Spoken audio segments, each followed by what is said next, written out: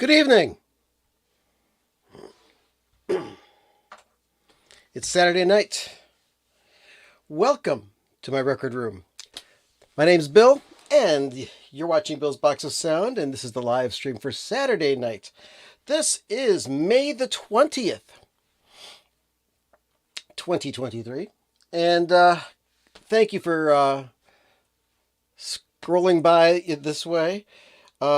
If you are a frequent watcher, you've noticed that, oh my God, he doesn't have Diet Coke anymore. You got some of that zero sugar strawberries and cream Dr. Pepper stuff. What the heck's going on with you, Bill? You know what? This stuff was just staring me in the face, and I said, I gotta try this. So I did. Not bad. Not bad at all. And if there's one adult beverage that goes really well with Dr. Pepper, it's some Jack. So just take a little bit of that, put it in there.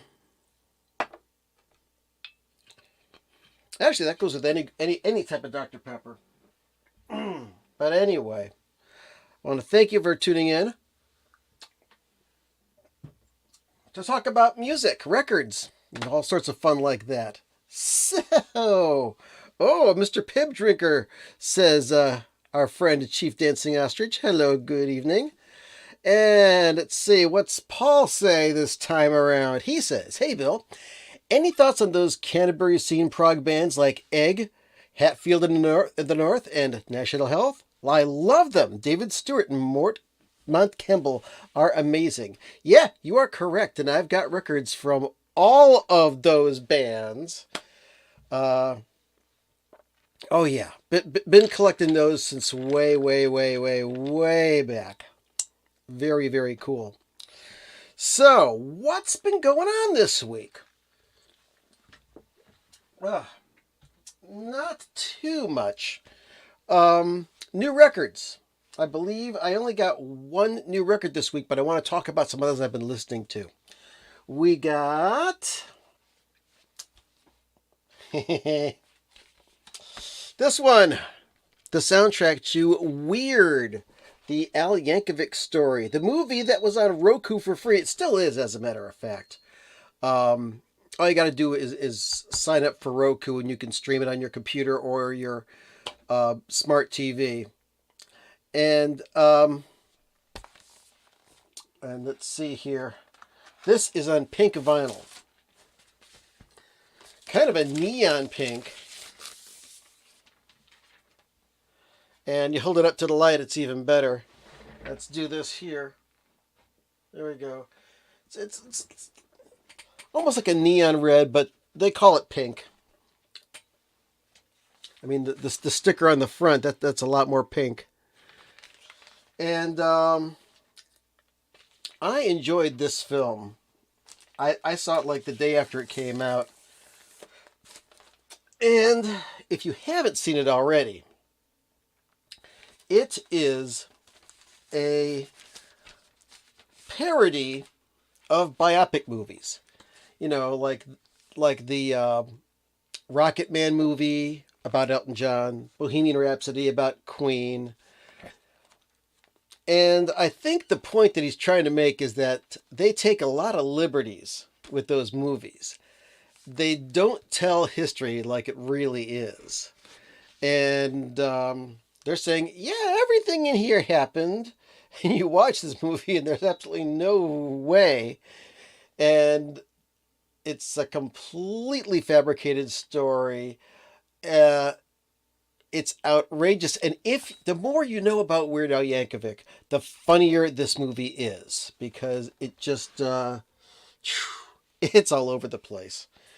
And as far as this album, the first side has a lot of re-recorded versions of Weird Al's early to mid-period songs.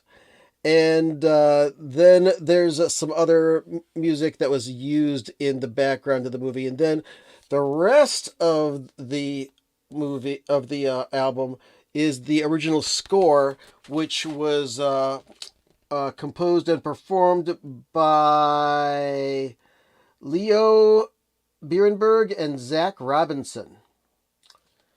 And they scored it for Roku. There is the gatefold. You know, some of you might think this is weird. No wonder. It's not exactly normal, but what the heck. And yes, that movie is hilarious. And Paul, you say that you are enjoying the new Yes album.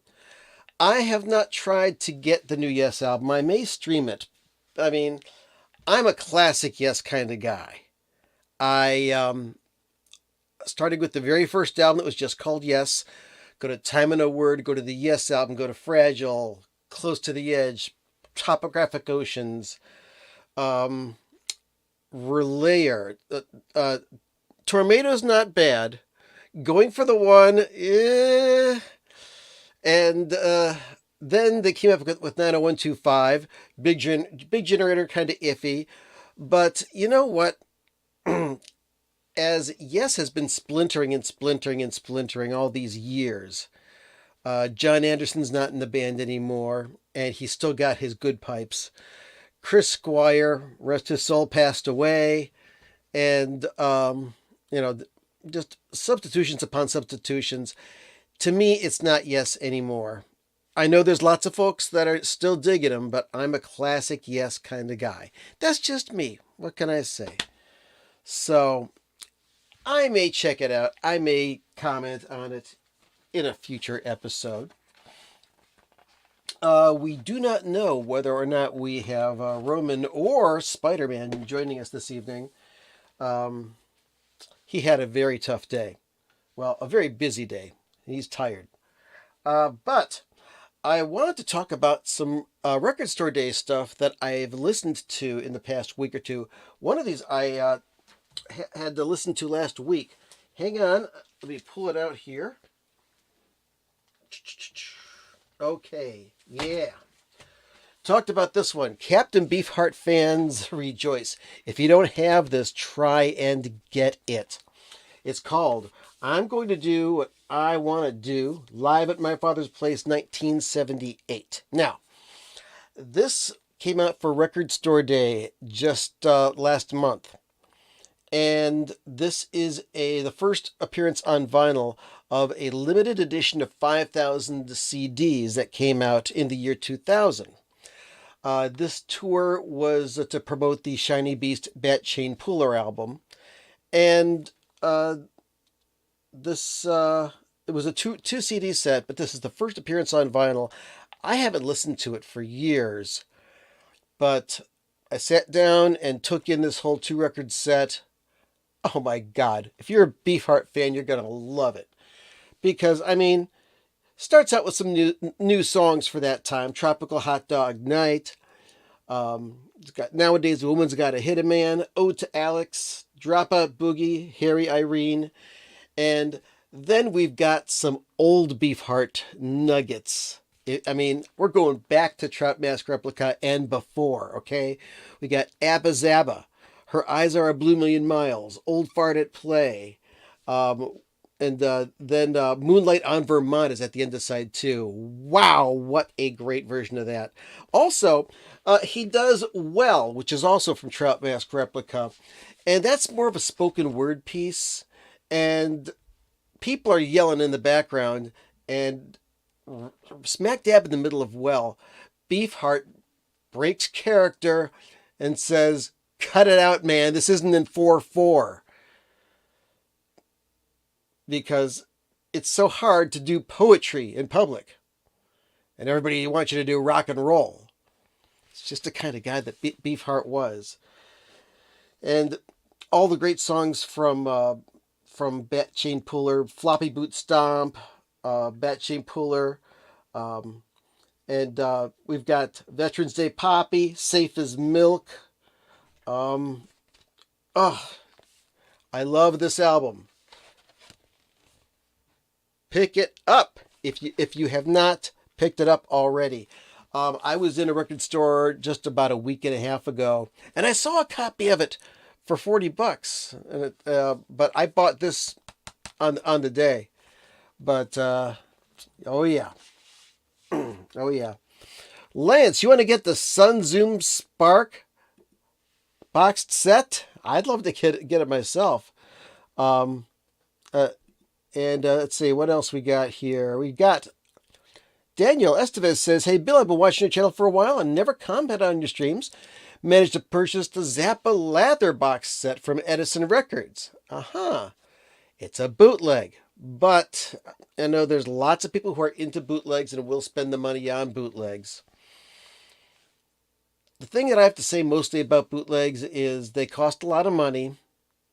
They're almost always horrible versions of the recordings. And even if they're good versions of recordings, there's something wrong in there. You're paying too much for it. Now, go to the Zappateers, log into their site. You'll find a way to download these bootlegs for free. You shouldn't pay for them, okay? Only buy the actual releases. Now, I've got a few bootlegs, and every time I get it and listen to it, I'm saying, you know what? Sorry that there's probably only one that I was happy I bought. Hang on a second. Where is it? No, it's not that one. Oh, here it is. Okay. Now, somebody gave me a cassette of this once, and I listened to the cassette a billion times. It's from the 1984 Big Mother Is Watching You. And this is a pretty good recording. And this was from, which gig was this? 1984. It doesn't. Here we go. On the 1984 tour of Oceania, Saratoga, Hollywood, and one of those cities that starts with the letter C, located in the godforsaken state of Ohio. Well, it must have been Columbus because I saw both Cleveland shows, and I don't remember these performances specifically on those. But there are people that I mean, I've got a lot of downloaded and burned onto CD bootlegs, and hey, it's good research material. And I believe that the reason that people buy Zappa bootlegs is because they've bought as much Zappa as they can find from the official stuff, and they just want more. So, what can you do? What can you do? And Daniel replies, "Yeah, I'm not a big fan of Boots too, but since I'm into collecting for him, I just felt like it was a collector's piece. Mother managed to buy it for me. Oh, well, motherly love is just a thing for you. You know, your mother's going to love you till you don't know what to do." Okay. Oh, what's going on? What's happening outside? I think there's another raccoon on my porch. Yeesh. Another thing I listened to, which was a Record Store Day release, was Howlin Wolf live and cooking at Alice's Revisited, and this is rather good. It's some good chest type blues. This is recorded in 1972, I believe. Yes, it was January 1972, and audio quality is pretty good. But doing some more research about Mr. Chester Burnett, aka Howlin Wolf, I found out that last few years of his life he was in pretty poor health, and he was giving it everything he got to get that deep voice that certain people tended to emulate a bit. But I'm happy I bought it. It's a good Howlin Wolf album. And now last week people were asking me if how deeply into the Smiths I was, and I let you people know I'm not into the Smiths. I don't like the Smiths. I mean, I love the song "How Soon Is Now," but just And I showed off this Morrissey album, which I've had as a promo for years and years and years. And a couple nights ago I said, what the heck, I'll listen to it. It ain't that bad. It's not that great. I still just, I don't know. I'm not a Smiths / Morrissey fan. But I think I showed this last week. They Might Be Giants, The Spine. This is wonderful.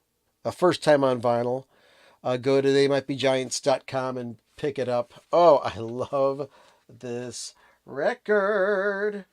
Okay. Let's see what other new stuff has been happening. Not that much of news. Let's see what's going on here. The guy from Clutch, Neil Fallon, can sound a lot like Howlin Wolf when he wants. Yeah, you know what? I have yet to hear Clutch, and I know the people are really into him. So I will have to check into that, because I know Steve Carlson, he's got this huge Clutch boxed set on his shelves. I'm a fan of Boots too, since I'm into collecting for him. Oh wait, I already read that. What am I talking about? Oh, here we go. This is what I wanted to see. Lance says, I'm still kicking myself for not buying a Japanese version of the Led Zeppelin LP Presents for $6 many years ago. I'm so cheap. What can you do?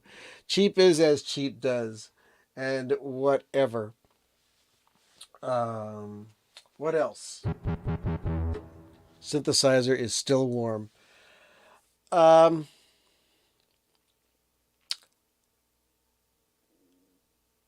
didn't really prepare that much for tonight, so the more things you want to ask me about in the chat room, hey, the better. I want to give a big thank you to John Krautner, who played along with us last week. We had a Zappa trivia question, and this is just something that we're trying out here, because we may be doing something in association with the Zappa cast and or the Zappa people, and it may involve trivia. So there.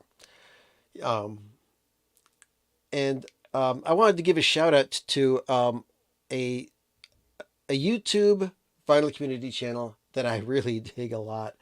I'm going to try and get this person as a guest on the show sometime.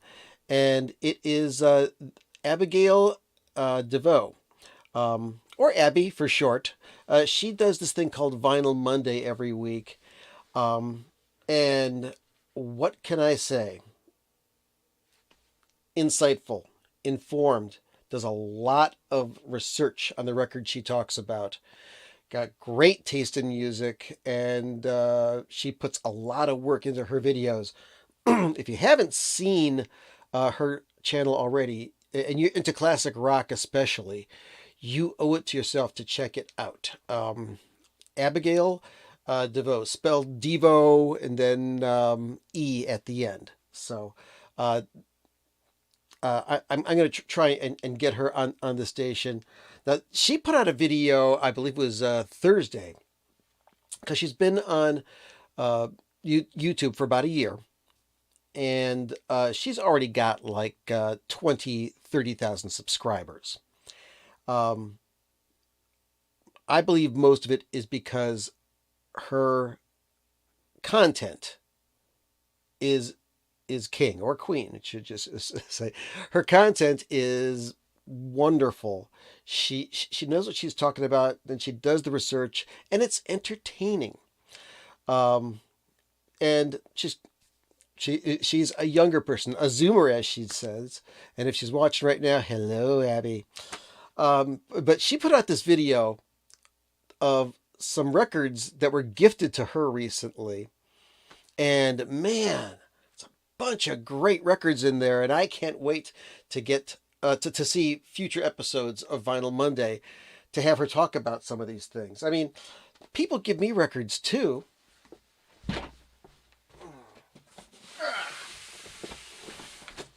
I think another reason that she's got so many subscribers is that not only is all the other stuff that I said true, she's also very easy to look at.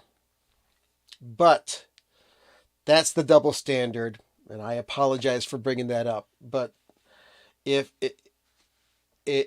Abby was a guy that was really hard to look at, I'd still watch that channel because of the content.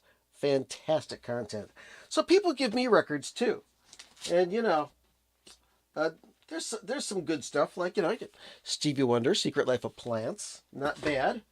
We got some Linda Ronstadt. We got some Doobie Brothers. What else we got?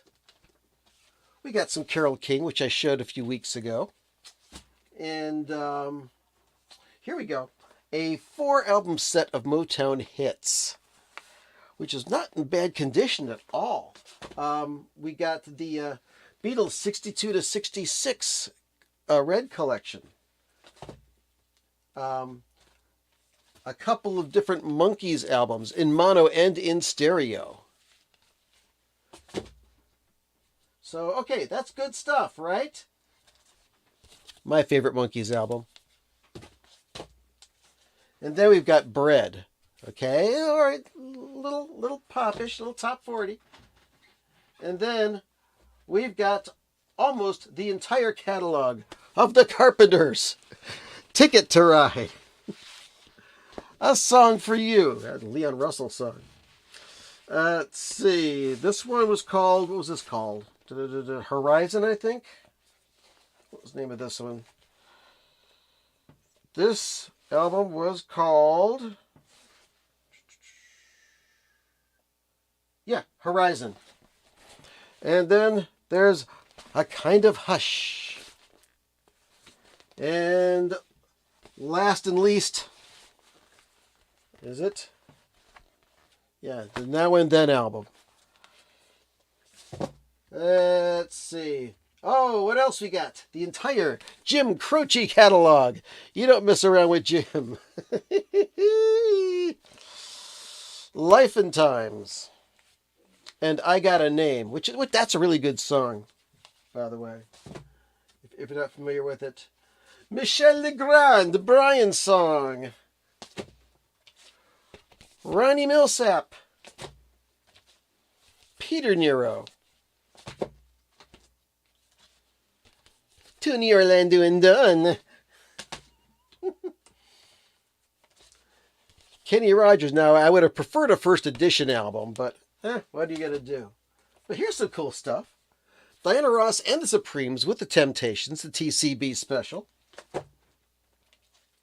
A greatest hits album of the Supremes with Diana Ross. And Simon and Garfunkel, greatest hits. And Paul Simon, live at Ryman. And then we've got a couple of, we got a soundtrack to Love Story.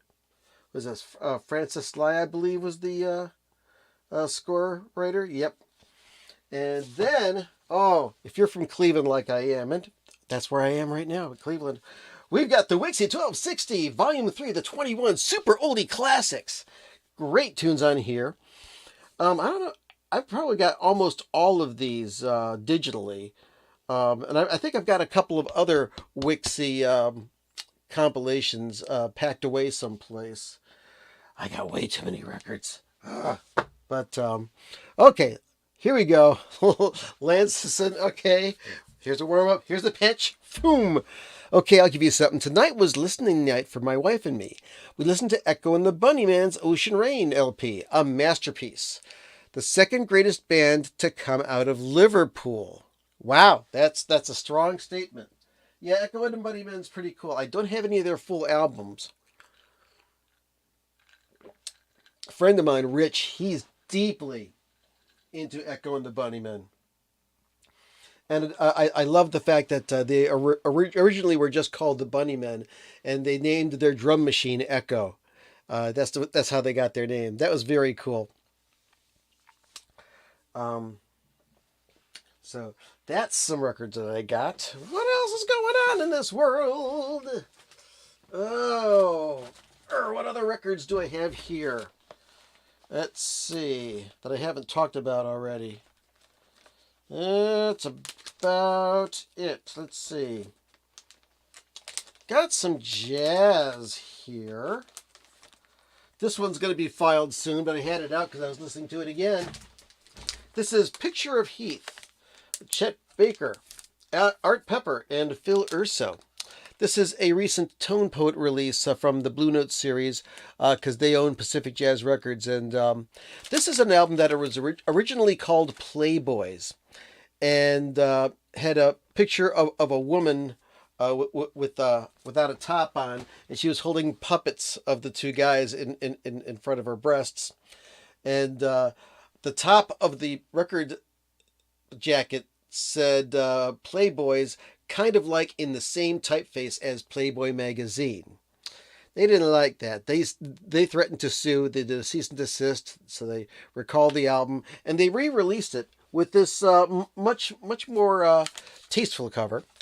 And it's also got Curtis Counts on bass, Lawrence Marable on drums, Carl Perkins on piano. No, not the Blue Suede Shoes guy.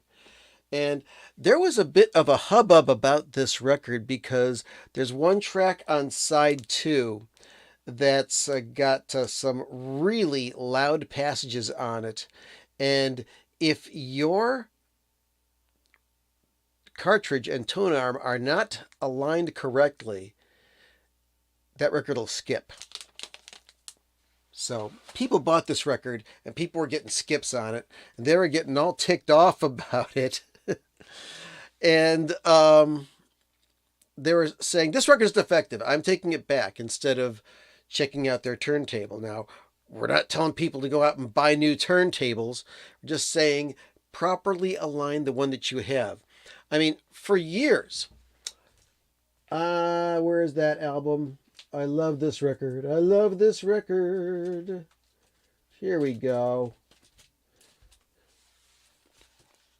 Zappa and the Mothers, One Size Fits All. Now, in Inca Roads, right at the tail end of the guitar solo, where it goes da da da da da da da da da da, that part skipped on my record player, and I thought it was actually how the song went.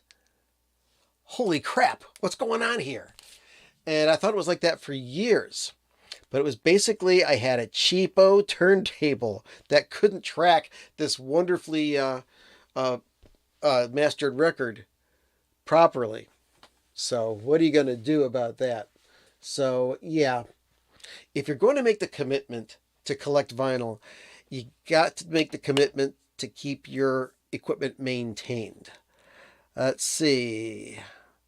It's just now here. Have you seen the video of Chet Baker singing I'm a Fool to Want You? Heartbreaking, devastating. No, I have not. I should check it out. Not a big fan of Chet Baker singing. I know that a lot of people love him. I like his horn playing. And Homer says I only want that record to see if it skips on my turntable. And you know, I was wondering when I was waiting for it to be shipped, I read all these things online about that record skipping and got it. And I was so happy to hear that it didn't skip. So yeah, check that out. Oh, I got to put this record away. I pulled this out, listened to it a couple weeks ago. Haven't reshelved it yet. Mother's Burnt Weenie Sandwich. Oh, what else? Oh, I pre-ordered a couple of things this week. I pre-ordered the Foo Fighters album. I believe I pre-ordered... I have a list of things that I pre-ordered, as a matter of fact. Let's see. Pre-ordering the new Queens of the Stone Age coming out in June. And also pre-ordered the new Sparks album. And I was talking about stuff that I've been listening to lately. I showed this last week. The Radiohead Kid A Amnesia, which has Kid A and Amnesiac on it, the 3-record set. And I told the story of I bought a copy of Kid A, and at the end of Everything in Its Own Place just did not sound right. It had like this scraping noise about on the last a minute and a half of it, and I knew it didn't belong there since I'm very familiar with that song. So I took it back, and they didn't have another copy, so I exchanged it. I upgraded to that 3-record set, which has both albums. So now I've got both of them on vinyl, plus the 3rd LP of other stuff that was recorded around the same time. Now, because that record is so difficult to store, I put the 3 records into individual sleeves and printed out the names of the songs and their times so it can more easily be accessed in my collection. Let's see here. Oh, we got more questions, more questions. You surprise me with all the current bands you like. Do you like Rammstein? Life is life. What can I say? I like them a little bit, not deeply into them. I'm into a lot of the goth stuff from the '80s, like the Ministry and Revolting Cocks, stuff like that. What else? Do you like Fish? Yes, I do. I've got the Lawn Boy album on vinyl. I've got several of their records on CD. And just last year, I saw my first Fish concert. It was the Blossom Music Center concert in Ohio. And man, was it good. I loved it. Now, I'm not a big Fish head, but my dear friend James, who I went to the show with, he's deeply into Fish. And that concert was his 44th Fish concert, my first. And a lot of my friends who are also big Fish fans told me that that was one of the better performances by them. So very, very happy that I got to see that. But yeah, Fish, wonderful jam band. Um, what else we got going on here? Keep these questions coming, folks. I love them. I love them. I love them.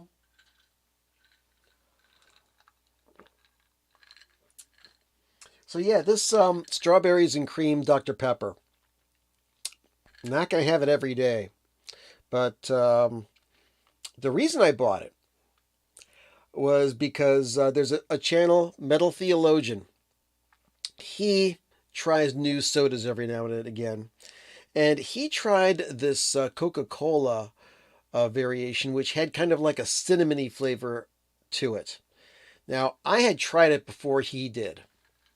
And I didn't like it. It was horrible. And he felt the same way about it. You know, he drank some of it, and he says, "Yeah, this really isn't that good." And then he puts the soda down, talks about records for about 15, 20 minutes, and then he says, "You know what? I'm going to try that stuff again to see if I like it." So he grabs it, takes another swig of it, and he says, "Yeah, you know what? Don't waste your money on this." So I was very appreciative of him doing that. And then later on, a couple months later, he got to the Dr. Pepper Strawberries and Cream, tried that out, and he said he likes it. Now, it's not too sweet. It's got the strawberry flavor. It's like a lifesaver, a cream saver. That's it. Strawberries and cream. Uh, so it's not too crazy. And oh, here's a happy question. Are you a fan of Billy Cobham? Oh, yes, I am. Oh, yeah. Let's talk about Billy Cobham, and let's do some jazz for a while here. Um, Getting back to talking about Abby and her channel. A couple of the records that she showed were the first two Mahavishnu albums. Now, if you know who Billy Cobham is, and I've told this story before, you're going to hear it again. But it's been a while since I told the story. Let's see. Let me find my Mahavishnu albums first.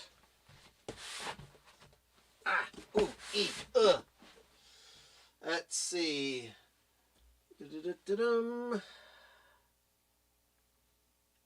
Here we go.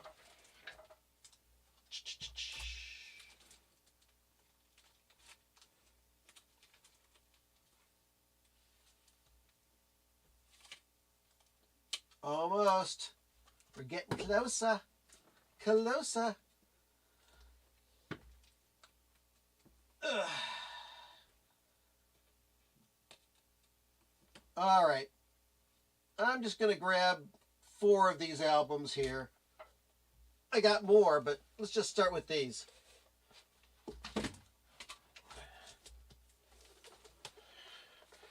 All right. Now,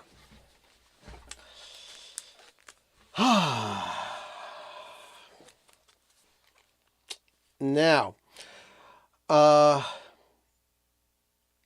way back in 1973, I was listening to a radio station in Cleveland, and they played this song that I just fell in love with. And the song is about 8-10 minutes long. And it reminded me of Yes. And this is an underground station that would play like a half an hour set, long stuff. And then finally, at the end of the set, they'd tell you what all the songs were. And for some reason, I wasn't able to listen to find out what that song was. But I kept on listening to the radio to find out what that song was. And then months later, I was listening to the radio again, and I heard that song.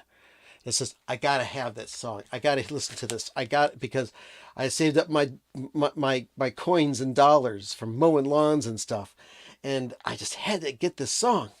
So they played it, and I listened and I listened and I listened and I listened, and they kept on playing more and more songs, and I felt like I have to go to the bathroom. I really got to go to the bathroom. I'm waiting and waiting. It's like another song begins. It's like, okay, I'm going to go run to the bathroom, do my business, and then come back, and then it'll be the end of the set. So I go and do that, and they're talking already.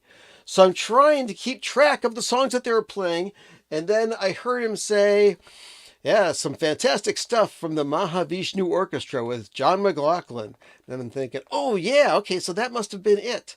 So I wrote that down, saved up my money, went to the store, and I bought this album here, The Intermounting Flame by John McLaughlin and the Mahavishnu Orchestra. Okay? Now, put this record on. Mind you, I didn't have any jazz records at this point. This is the very first jazz record I ever listened to. And I put on this record and I was blown away. That song that I wanted wasn't on it. But man, this record was fantastic. And I fell in love with John McLaughlin. And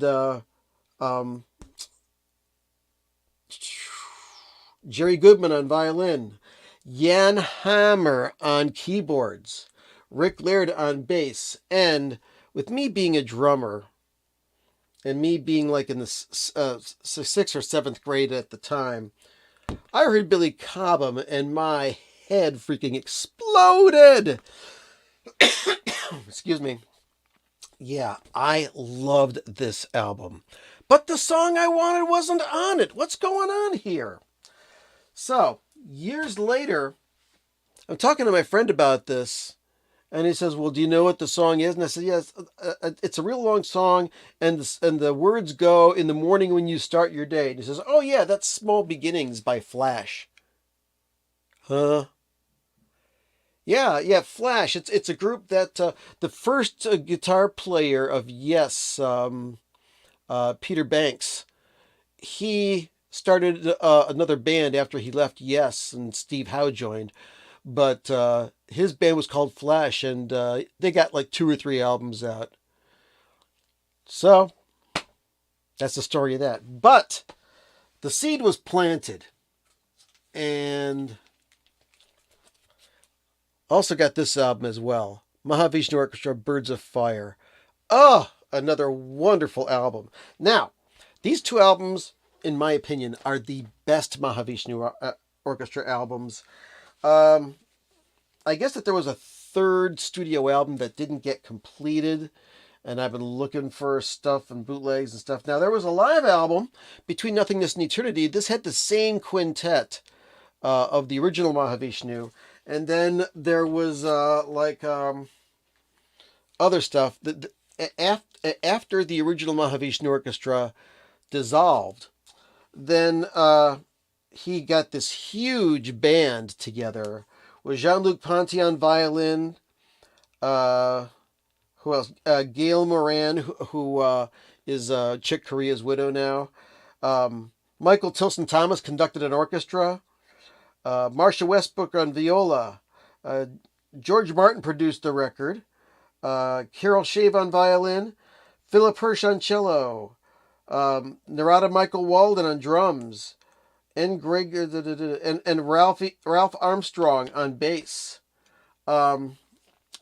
This record just didn't have it. Now, John McLaughlin continues to this day to be a great guitarist. He eventually went into a Western form of Indian music, and he's got a band, Shakti, which is celebrating their 50th anniversary. I'm going to see them with my good friend Kevin later on this year. But let's get back to Billy Cobham. And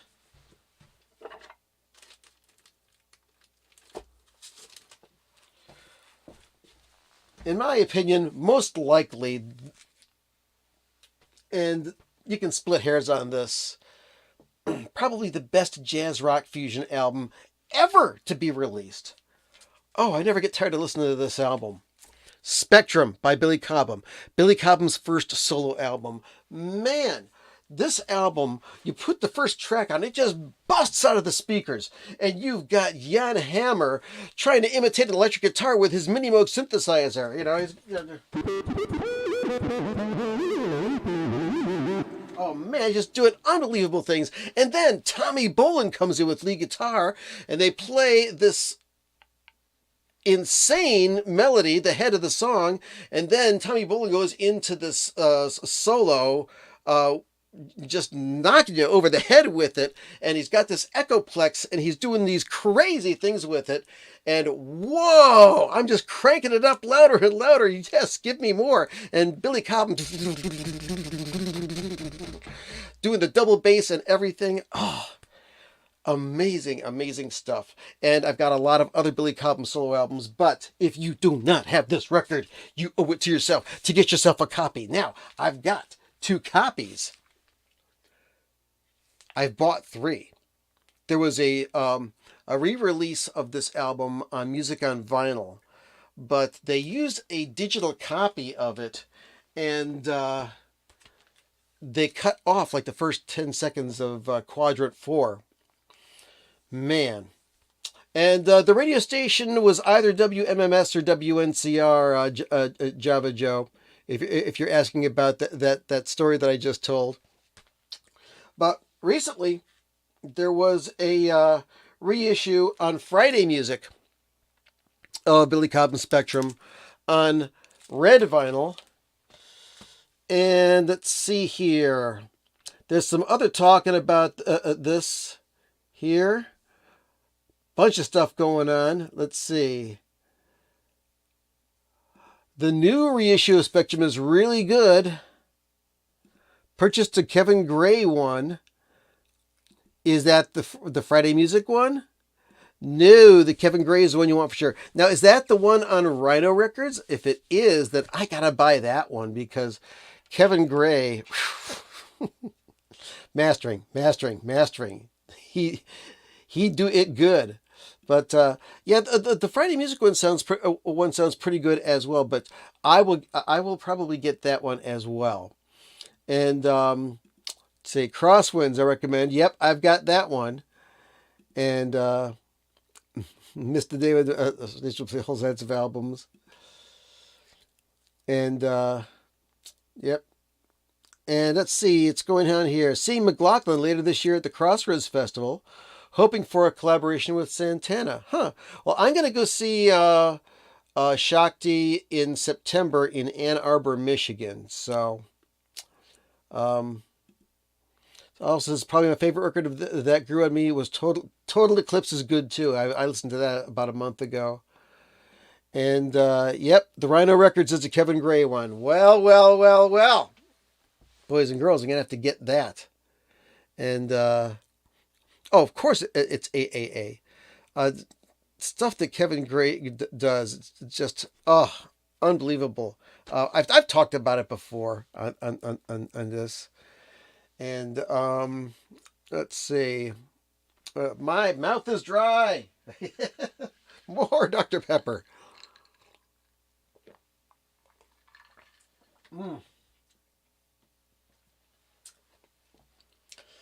Whew.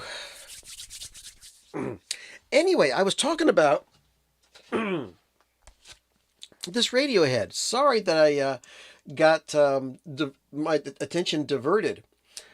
Um, I listened to this one when I got it home, and I was very pleasantly surprised. Now, the 2 record set version of Kid A, um, very compressed and the volume cranked up, and there was a bit of distortion on it. However, the entire Kid A album, which was on 2 records, is put onto 1 record here, and it sounds better because it's a lot more dynamic, and they were able to put more space on the side. I mean, more time, and this is a much better sounding pressing of Kid A and also Amnesiac on this 3 record set. If you don't have this and you're thinking about getting it, I recommend picking up this one. But man, you got me thinking about that Billy Cobham Spectrum on Rhino. Because if there's anybody who can make the original sound better, it's Kevin Gray. Man, that guy's great.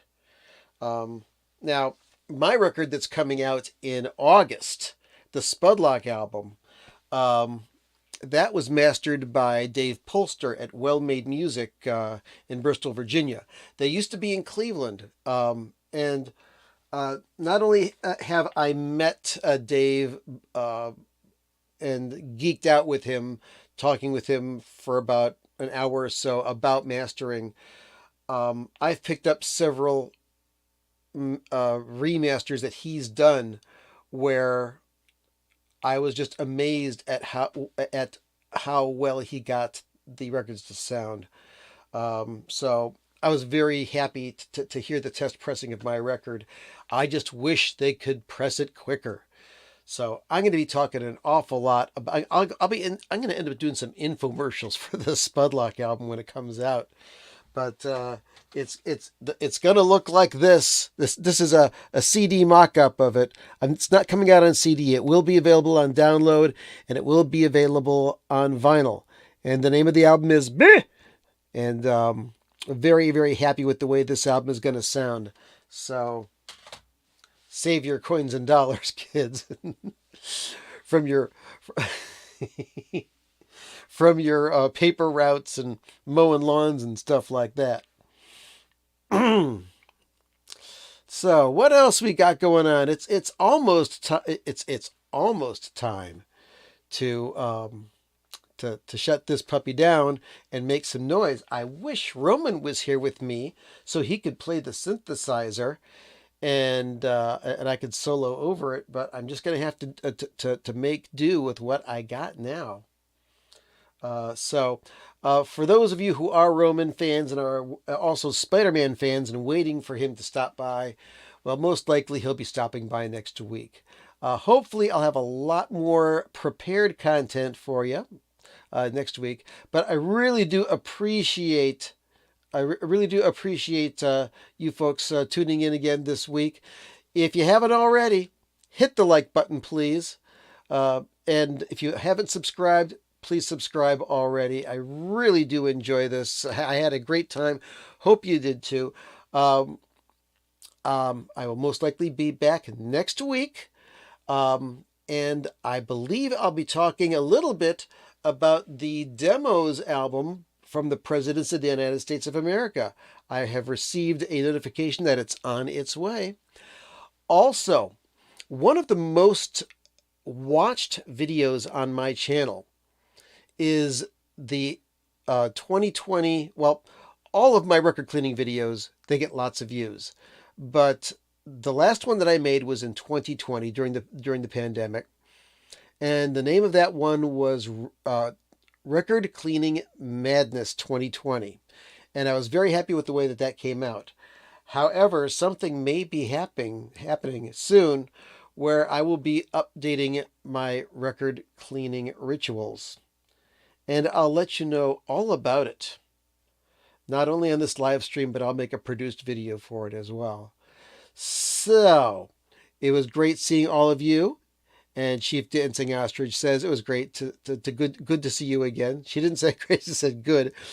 But listen, friends, really appreciate this.